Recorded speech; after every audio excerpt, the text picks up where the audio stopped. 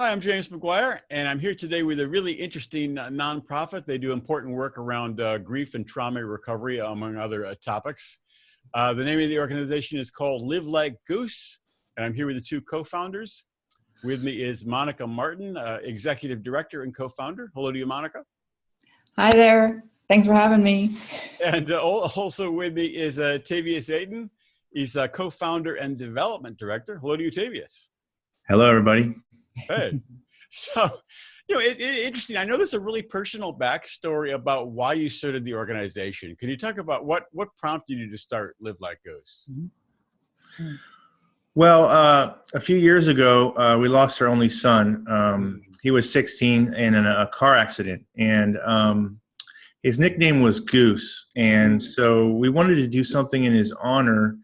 And what we discovered through our own grief recovery process was just how resources were needed and weren't really available, and that we felt we could help provide some resources maybe that aren't out there, or at least that we hadn't found yet, through our own experience. Neat. Yeah, it seems like it must have been a really difficult time. I mean, it's really neat that you actually took that period, which must have been so full of grief, and actually decided to build something positive. That's really, really fantastic. Yeah. It was the whole process of really going kind of inward and really like our own personal background, our own personal development up until that point. Unfortunately, felt like it has been building to prepare us almost for that in a way. Of really learning how to really listen to ourselves and what we needed internally first, as we can grieve and go through the waves of trauma that grief can be. And when we started actually reaching out for other forms of support for like groups or therapists, what we each found in our own ways was that the way we needed support through it wasn't really met in those types of needs. There definitely are tons of resources out there in the field. Like my background is I am studying in psychology and somatics, so I understand that. However, this aspect that we were moving through, we couldn't find the mentors and the teachers and the like-minded folks at the time. And so what we were inspired to do in creating the nonprofit is filling in the gap so it can go and connect with other resources that are already out there and help add to the breadth that they're already offering. That's neat. So what do you do that maybe is different from some of the other groups, or that may or may not address that? What is unique, or how would you define your approach? Well, we're working from the inside out. We're creating safe spaces where people can come and be present, and hopefully be able to be open and honest and feel capable of connecting with other people. So a lot of what we do is try to create safe space and presence, and then we try to allow for people's normal process to occur and just support that process, because mostly people have things to do and they don't have time to grieve. So what we try to do is create the time and space for people to be able to grieve however it is that they're grieving, and then support them in that process. Yeah, a lot of the field is pieces of it are cognitive focused in looking at the memories and looking at the process from a more mental place of being.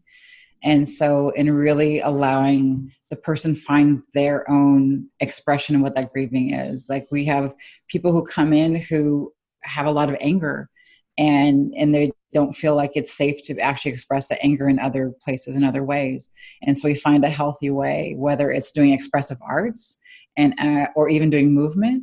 One of the other platforms where I bring it into is in boxing. And so allowing like the youth that they can have a lot of their own grieving and their own traumas, being able to express it in a healthy way, that they're not being judged, they're not being shamed, they don't have to rationalize or create a story of why it's happening. They can just be in that pure expression. And what I've witnessed in the people that we've been able to help is that it's able to reach its full completion.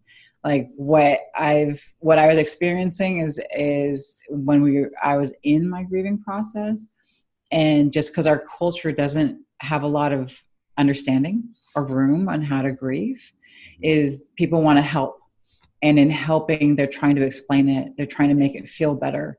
And to me, that actually was stopping the actual process from happening. And it was dismissing whatever raw emotions and feelings that I was having. And so the work that we do is inviting people to go into the messy, go into this doesn't make any sense, because it's not linear. It's not a start A, go through step, 1 through 5. Right.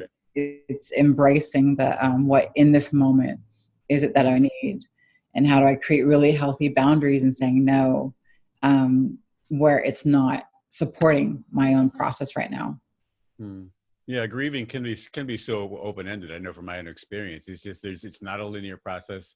It doesn't follow logic, and it is funny. It's like our world, our consumer society doesn't necessarily embrace grief. It's like it's not part of the consumer process. So what do you do with grieving? It's like it is difficult. Right. And for me, I just want to say that I've been in recovery from mental illness and addiction for almost 2 decades, and I've done a lot of work to maintain that recovery. And when we lost our son, I found that I had to find a whole new level of support and tools on top of what I had learned for the mental illness and addiction recovery. But for the grief, it was like a whole nother set of things that did not make any sense. Though I had been recovering from other things that have similarities as far as the experience may be concerned, grief just kind of did its own thing and had its way with me. And I think it's kind of like that a little bit for everyone. I think it's a very personal process. It's also very difficult. Mm-hmm. Indeed. So what is the community aspect of Live Like Goose in terms of partnerships and bringing it out to the larger community? Yeah, so a lot of the community work is like we actually have community groups that meet here. And the other aspect, the larger outreach community, is collaborating with different schools, as well as we are partnered right now with Richmond PAL, the Police Activities League, and they work with a lot of the youth in the community. And so what it helps to really embrace is that community aspect. So instead of this concept where you're grieving, you hide away and you go into a cave and go do it by yourself, or even in the trauma work, it's actually helping because we heal in community. We heal in relationship with others. And so really bringing that, so you don't have to be ashamed or hide away what you're going through, that you can be part of the group and still go through it and you're welcomed, is so potent. Some of the youth that we were talking to up in Richmond, there was just such a gratitude that we can talk about everyone's own individual experiences and still be a part of this group container, that they don't have to run away. They don't have to hide it. They don't have to mask it, that it was actually welcomed and exactly where they're at. And so having that both and process of like, I am feeling like crap right now and don't want to be here, and I am okay and I'm still part of this, is such a potent mixture into this group that we bring in. Yeah, these kids were in an experimental diversion program. They were high schoolers who had gotten in trouble, and this program was trying to give them a holistic approach and a community approach as an opportunity to change their course in their life and their past. And these were amazing kids. And I think what she was speaking to, which was amazing about it, was we were able to sit down, adults and teenagers, and have this really comfortable and amazing open conversation. And these youth that had been held back or isolated or unable to connect with others were really opening up. And they were participating in some really, really cool conversations that were very open and honest and healing. Yeah. Yeah. Tavis, you may have mentioned one of them. If I'm thinking of the same, but it might have been one with the community group and the DA and the police. Is this Yeah. What was that? That sounds pretty powerful. What was that all about? As Monica had mentioned, it's Richmond PAL's Activity League. So Richmond Police Department has an activity league that's been very active for some time and has gotten a lot of support. And they have a boxing program, and Monica Boxes, and she Oh. was introduced to their program, and was wanting to do boxing for youth as a grief and trauma recovery tool, as she had mentioned earlier. And it just so happened that they had this diversion plan, and they needed grief and trauma recovery support. So it was a right place, right time. And they asked us to come in, and we were happy to do so. And now we're being integrated into their program. Yeah. Great. And one of the things that I admire and respect so much about this program that they have been working on and putting together is that it, like you mentioned, is that there are representatives from the DA's office who worked with the victims and the victims' families, and there are also law enforcement that were there as well. Mm-hmm. And that the kids, the youth that was there, that everybody was there to really support the teenagers and giving them education, as opposed to being talked at.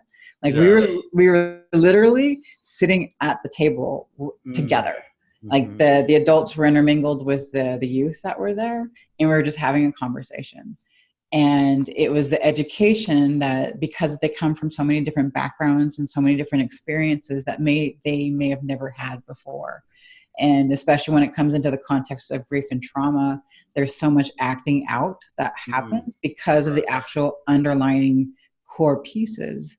And so really being able to teach them and understand that their actions and their words is a mistake or a choice, and it's not who they are, because that starts that whole cycle, right? I am a bad person. This is all I can do. And so a lot of this program was amazing about how do you really disrupt this pattern and the cycle from happening, and really give the youth the resources that they haven't had yet.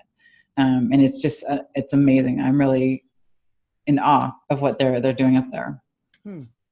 It's so neat. I wonder if you can give some other examples of things you do. Is it certain activities out in the community? Would it be a class setting? Would it be like a sports thing, or what might be another thing that you would do as part of this? So another program that we're doing is at my old high school where my son and my siblings went. And we're providing a restorative justice alternative to detention. Standard detention is punitive. You do your time and you go on your way. And so what I've done is some training with Mindful Schools, which is a great program. I definitely suggest checking it out if you're a teacher especially. And I'm bringing basically mindfulness into detention to help these students who are acting out become more present with themselves and identifying their emotions, so that they can make different choices when they want to act out. Instead of reacting, they can slow down and learn how to choose to do something differently, which is life-changing. And I know that because I used to get in trouble and be in detention and had to learn this all for myself.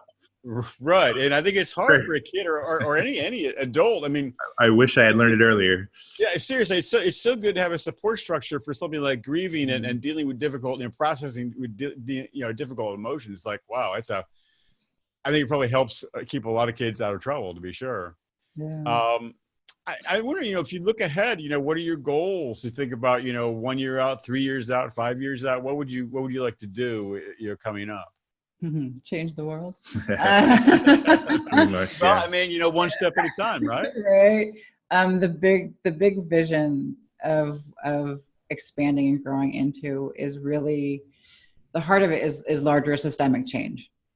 And there's two areas that we are already implementing and into, is the high schools and the schools, as well as the juvenile justice system. And the other vision potential that's kind of, when it's ready, is looking at the foster care system as well.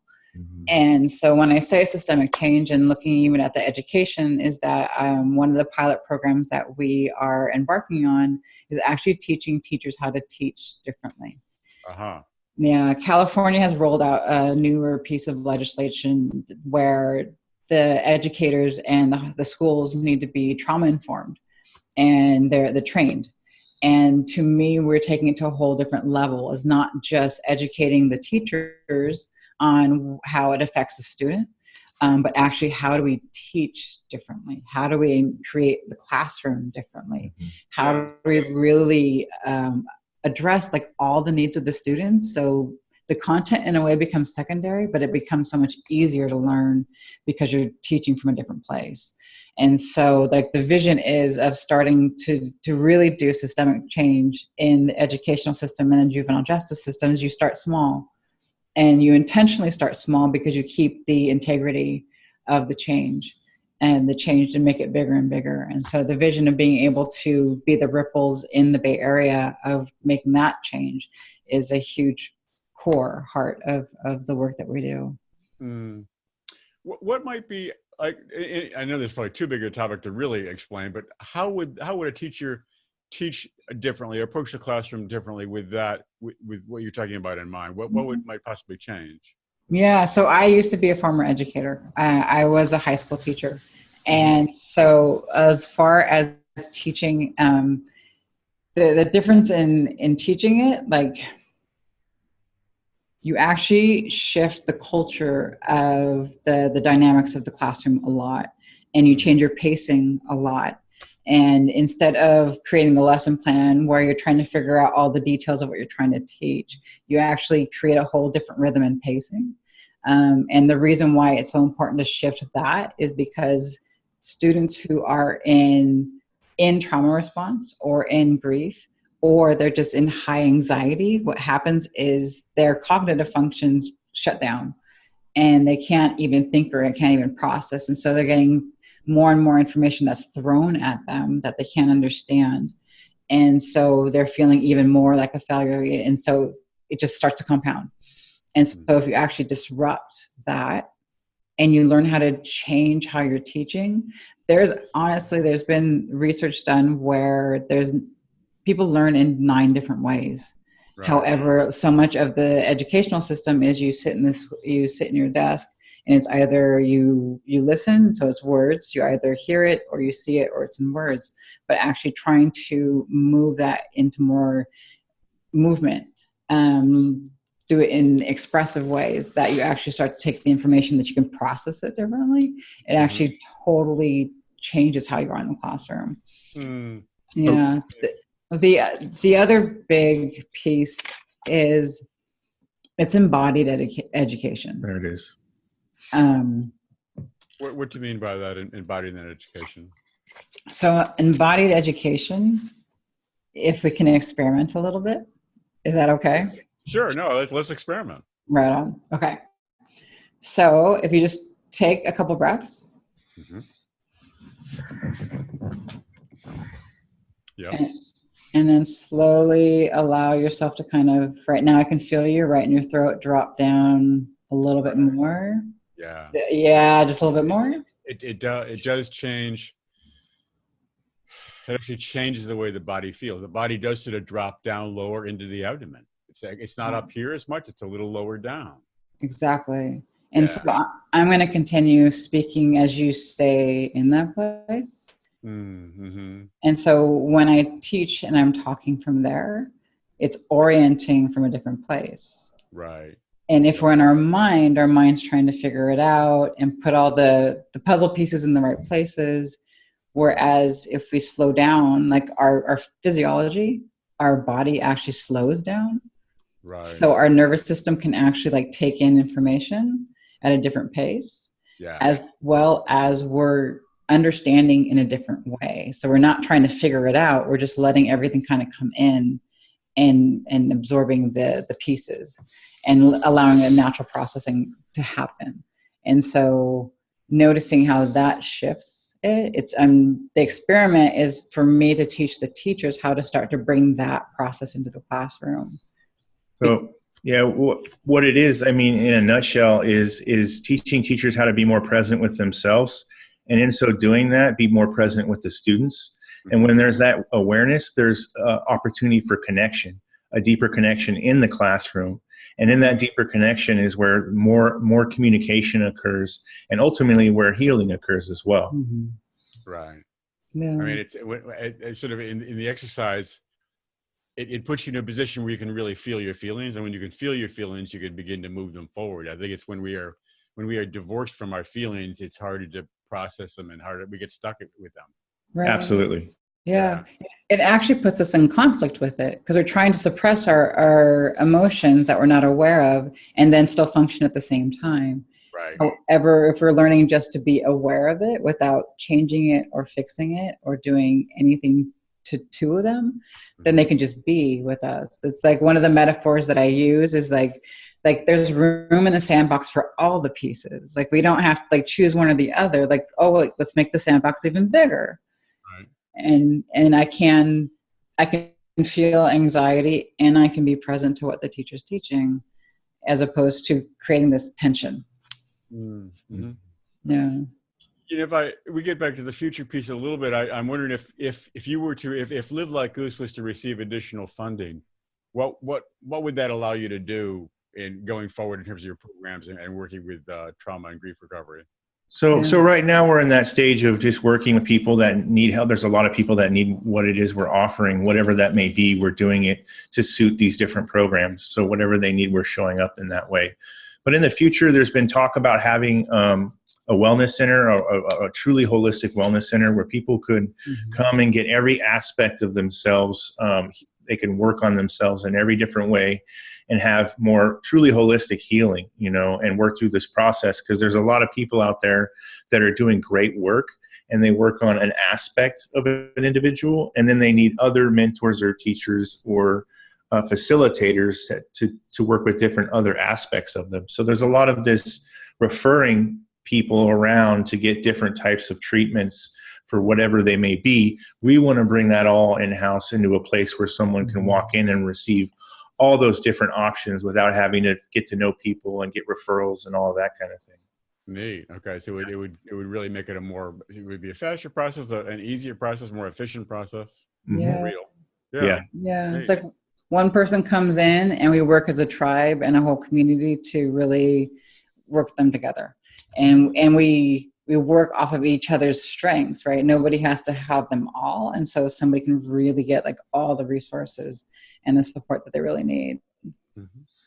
Yeah, it's a lot of good stuff. I mean, is there anything you'd like to say in closing, just about the your work or what you'd like to do or what you have done or what matters to you right at this moment? Yeah, what we're doing is we're trying to show up and be present and engage. We're trying to do that individually within ourselves, also in relationship, and also in partnership and Live Like Goose. So our whole thing is an inside-out process. So we're trying to practice what it is we're trying to teach on every day at all times. And so we bring that into the larger scope and and larger groups and whatnot. So we've got to practice what we teach. And then part of it is when we're practicing what we're teaching, we're also showing how it is to do what it is we're doing when it comes to mindfulness and presence and emotional intelligence and these kinds of things. So it's been a very, very organic process, and it's been happening in a way that's just magical. It's like, here's energy, here's opportunity. We haven't had to plan too much. We haven't had to do all the normal business things. We've just really been present, showed up, and engaged. And we're finding ourselves on this journey, on this path that we're being pulled to do these things naturally. And it's a wonderful inside out process that we're sharing with the world. Yeah. The biggest concept in the word that kept coming up to close with is it's about connection. It's about deep, like true connection, and being able just to have a space where people can feel really seen. Is that is like first and foremost, like the healing process is that I usually the people who end up coming through our doors are like, there's no other place that they feel they could share what they share. And it's because we just connect. There's no fixing, no judging. And unfortunately in our world, which is going faster and faster and faster, right, and sometimes a little bit skimming on the superficial, for right, those of us who like to kind of like, our connection is really in the depths of the waters, and giving them a home where they can land is really what we're teaching the the youth and the communities out there, of reminding us who we are and how to connect again. Mm-hmm. It's like we're conditioned so much to be outside of ourselves. And so remembering how we connect with ourselves first. And then from that place, there's others around us that are there to meet us in that place again. Mm. Yeah. That's great. I really wish the two of you, the best of luck. It's a fantastic project, fantastic organization. So it's great. Thanks for sharing with us today. And thank you very much. Thank you so much. Thank you so much. Appreciate we really, really appreciate working with you. And thank you for being so patient. Right.